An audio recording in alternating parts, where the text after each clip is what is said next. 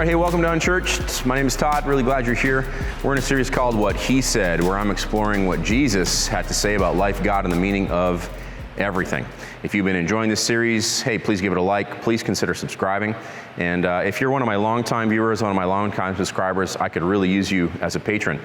Go to patreon.com/unchurched and become a supporter of this work today. I'm really excited to see these sermons going out to more and more people. The longer we keep at it, I can only imagine where we'll be 5 years from now if the Lord should tarry. And that's really built upon the back of my man Devin, who does this, and of course myself and you guys who give us the encouragement we need to keep going. So patreon.com/unchurched. Please join the team today. Today we're going to deal with the question of forgiveness. What he said about reciprocal forgiveness. So what do we know about forgiveness? We know forgiveness is hard, right? It's difficult. It's especially difficult, I had a conversation about this with somebody just last week. It's especially difficult to forgive somebody when they haven't asked for forgiveness. So I need to be honest off the top and just say, I don't really have a perfect answer to this. I still struggle with this. There are lots of people in my life that I need to forgive that I have not forgiven because they have not asked me for forgiveness. And I really don't know what to do with that. So I'm hoping I might find some healing as we work through this sermon together today. I'm hoping you might find some healing as we work through this sermon together today. But I will confess off the top that I don't have a lot of hope that I'm going to get fixed in these next 15 minutes. This has been a difficult, lifelong journey for me. Part of that is attached to my personality. Part of that is attached to the work that I've done and all the conflict that's arisen as a result of it. Part of it's due to the fact that there's lots of rotten people in the world, and part of it's due to the fact that there's rottenness in me.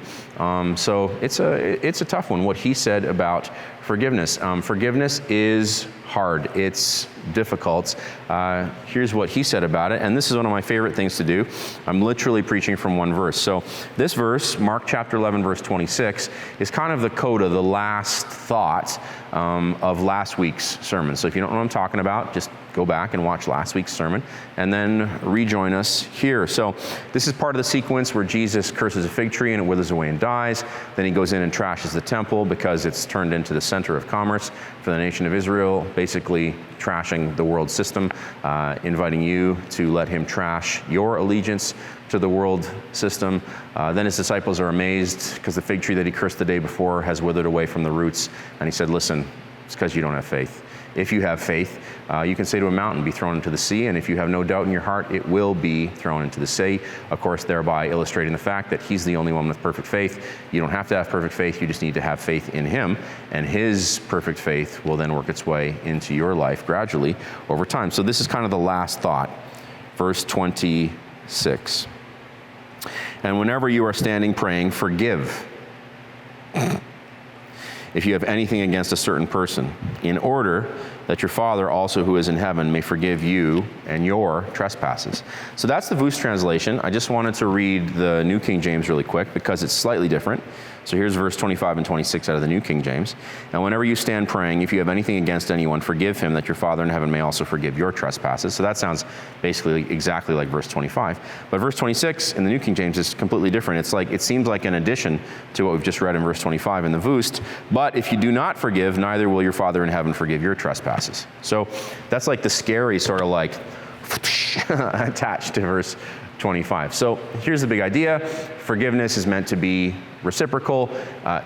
Forgiveness is meant to have a flow to it. It's a give and take kind of thing. Jesus is saying, basically, if you're praying at the temple, his house, which should be a house of prayer for all nations, and the thought occurs to you that there's something off between you and someone else, you got to forgive them. Forgive them. In another context, we're told to leave our gift at the altar, go and make it right, and then come back. But he's saying that we need to forgive so that the Father will forgive us. And then the New King James is that little addition, if you don't, he won't. So it's a pretty big deal. It's a pretty big deal. Seems to be kind of an either-or imperative. Now look, I'm comfortable with the either-or imperative in the New King James because it follows logically from what we've read in the Voos translation in verse 25. Okay, so let's just read verse 25 again so we're all on the same page. And whenever, so every time, you are standing praying in the temple, in the house of the Lord. So for us today, in communion with God. So anytime you are in communion with God, Forgive if you have anything against a certain person. Why? In order that your Father also who is in heaven may forgive you your trespasses. So forgiveness has flow. You forgive so that you will be forgiven. And if you want to turn that on its head, we forgive because we have been forgiven. This is one of the genius things about faith in Jesus, right? In the big story of Jesus, kind of the whole point is he's God made flesh, and he lives a perfect and a sinless life, never sins once, perfectly fulfills his Father's will. He goes to a cross. You know, the religious elite thought they were killing him because he was a dissident who was threatening their way of life. But there's a bigger story, which is beautiful, that God his Father is sending him to the cross to die once and for all for sinners, to die in your place for your sin. You're like, why did he have to do that? Well, it's very clear from the big story of God that sin is costly, okay? The Bible says that the wages of sin is death. And, you know, you don't have to just trust the Bible for that. You can trust your own lived experience, because you know that every time you sin against somebody, something dies in that relationship. You can look around you and see that sin kills. Sin, understood biblically, is missing the mark.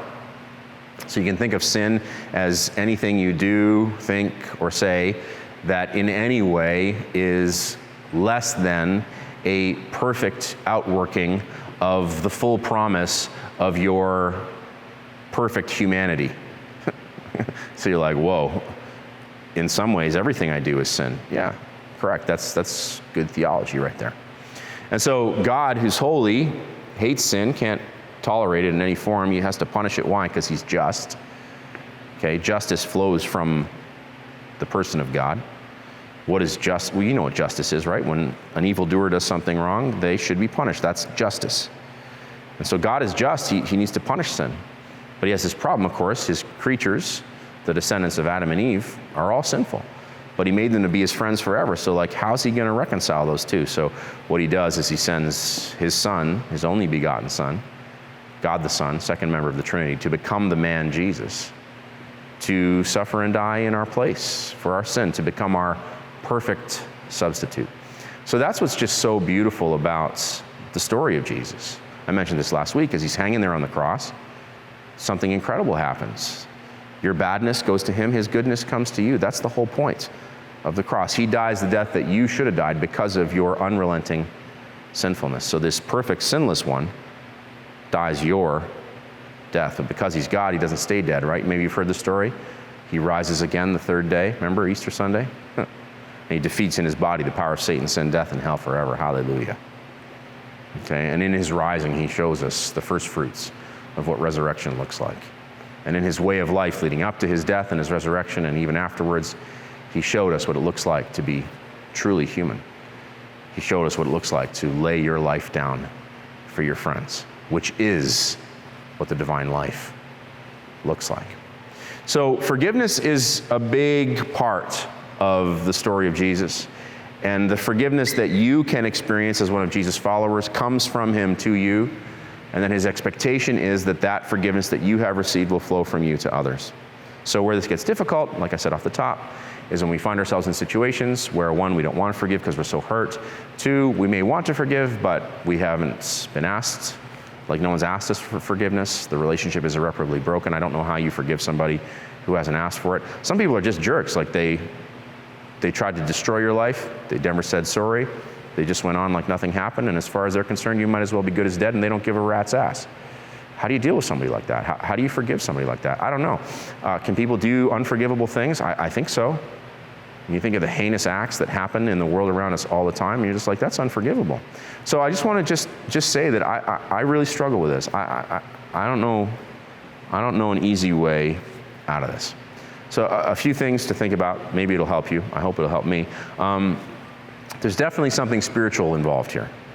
Okay, so we get this out of the first part of verse 25. And whenever you are standing praying. So praying, of course, is communion with God. I think you can expand this faithfully into saying whenever you are walking out your relationship with God. Right? Prayer is an outworking of that flowing relationship that God's children have with him. Okay, so whenever you are standing praying. So in your reciprocal relationship with God. So there's something supernatural going on there, right? You're like, wow, does God even exist? I don't know. If he does, can I have a relationship with him? That's going to take a miracle. Well, yes, that's part of what happens in the life of faith. It's one of the reasons that it is so exciting. It's one of the reasons that millions and billions of people still faithfully follow Jesus today, even though it's difficult and on the surface it seems ridiculous. They do it because they have experienced something supernatural. They have experienced connection to the divine life that feels real enough to them that they're willing to lay aside their former way of living and begin learning to walk in newness of life according to what they learn about Jesus and his way. There is something that is going on here that is miraculous when you stand praying. So let me ask you this. Do you even pray? Like, what's the status of your relationship with Jesus? What's the status of your connection to the divine life? There's a very good chance that your entire life is divorced from the divine life right now. And let me just say that that's the reason for your misery. Right? I believe this with every fiber in my being. The reason so many people are so miserable is because they are so disconnected from the divine life. Now look, if I'm wrong, if there's no such thing as a God, if the divine life isn't real, well then, what have I done? I've spent my life encouraging people to live a fairy tale. At the very worst, it's a fairy tale that seems to really work when it's walked out faithfully in terms of encouraging people to find a joy-filled path through this joyless life, okay? As far as I'm concerned, that's the worst case scenario. The best case scenario is God is real, he is who he says he is.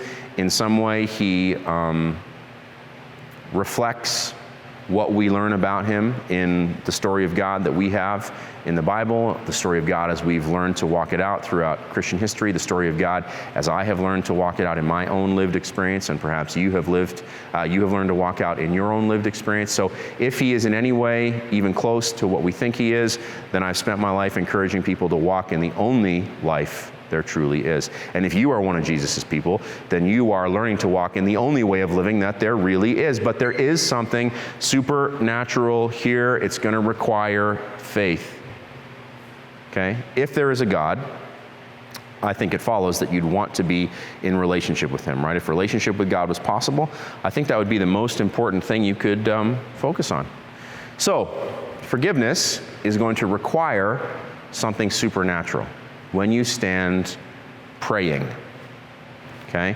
When you stand praying, then he goes on to say, if there's something you need to forgive somebody for, you need to do it. Why? So that God will forgive you. It seems that he's implying that unforgiveness is somehow a block to the spiritual life becoming something vibrant in your lived experience. So I don't know exactly how that works, but that's what it seems like to me, so I'm gonna go with it. I'm like, all right, if unforgiveness is a block, I don't want any blocks between me and the fullness of the divine life that I can experience, so I'm going to figure out how to deal with it. What's really scary about this is the second part of verse 25 where he says, if you have anything against anyone. This means that it applies to everyone, because everyone has something against someone. Don't you love Jesus? He's just so difficult. If you have anything against anyone, everyone has something against someone. I have a lot of things against a lot of people. I just do. Fortunately, I've done a job that, puts me in people's path in difficult ways, and I have a personality that, for whatever reason, causes people to react in certain ways. And in my own fallenness, I have patterns of behavior that, sometimes bring out the worst in people. And so I've experienced a lot of heartache, a lot of trauma, a lot of relational cataclysm. And most of the time I shake my head, I'm like, I don't know why that happens. I don't think I did anything to make it happen. I'm at a loss. And so I just try to keep going, and I'm bitter and I'm upset and I'm angry, and I'm trying to figure out how to walk that out. And my wife is constantly reminding me, she's like, you need to forgive those people. I'm like, I don't know how. They haven't asked me for forgiveness. I don't know what to do. So I tried for a while to figure out a way to manufacture that, but I don't know how to do that. So I have experienced it a couple times in my life where years go by, and then one time just miraculously, I felt like I had a hard kernel of unforgiveness sitting on my chest. Maybe you know that feeling. I was literally sitting at my desk working. This is years ago now, maybe 20 years ago. And I literally felt like a hot hand reached into my back, through my spine, and grabbed that hard kernel and just pulled it out of me. It was totally miraculous. And that person that I had to forgive but couldn't, all of a sudden I had forgiven him. It was miraculous.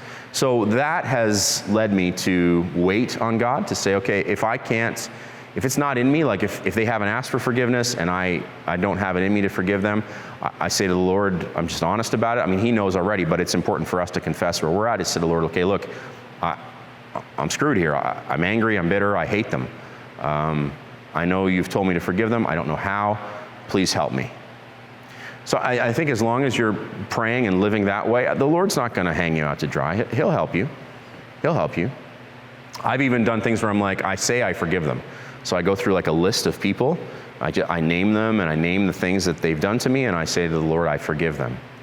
And I'm literally just doing that to confess it with my mouth. I don't believe it in my heart. But I've confessed it with my mouth. So I'm literally just showing up. I'm literally like, it's like I have a fire hose and I'm turning on the tap, but there's no water coming out.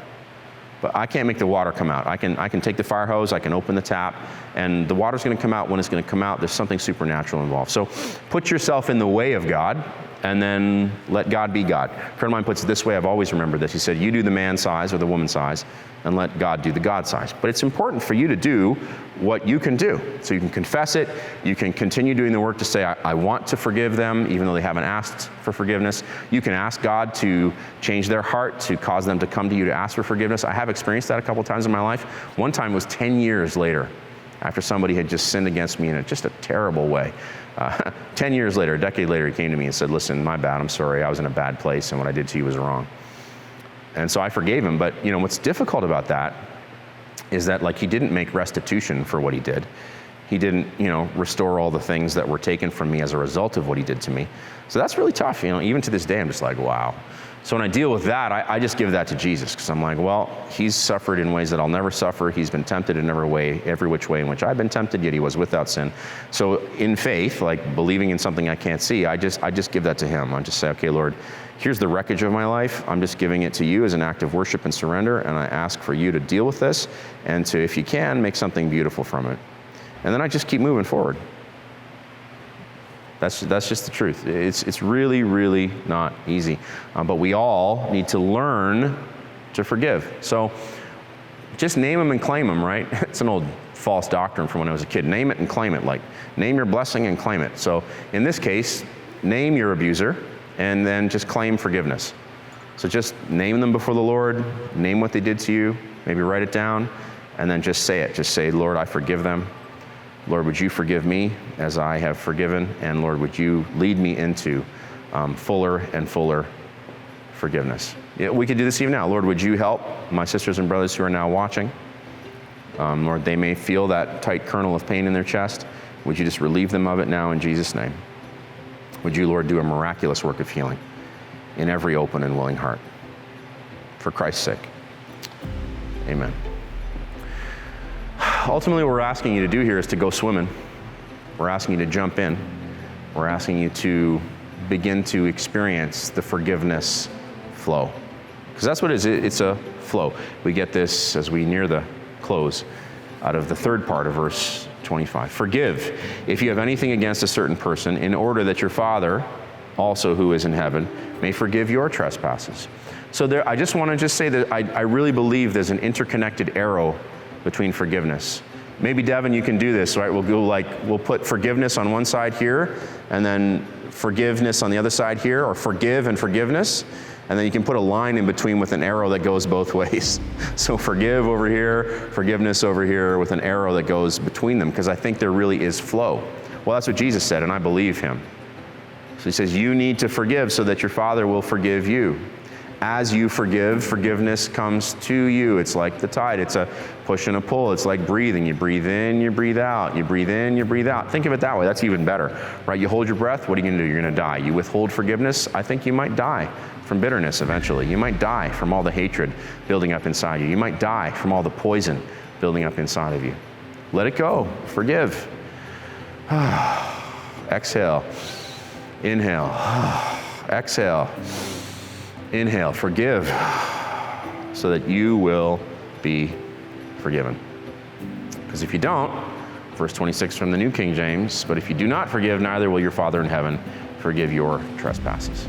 So like, this is an imperative, right? He's like, there's no way around this. You must learn to forgive. So if you need to issue forgiveness to somebody, let me remind you that it's going to require a vibrant spiritual life to do so. So do the things you need to do to be walking in relationship with God. And you need to realize that there is unforgiving poison in you. I know this. I'm working on it. Let me just encourage you as one fellow sufferer to another. I mean, you don't want the poison to kill you, right? You don't want to let people live rent-free in your mind, right?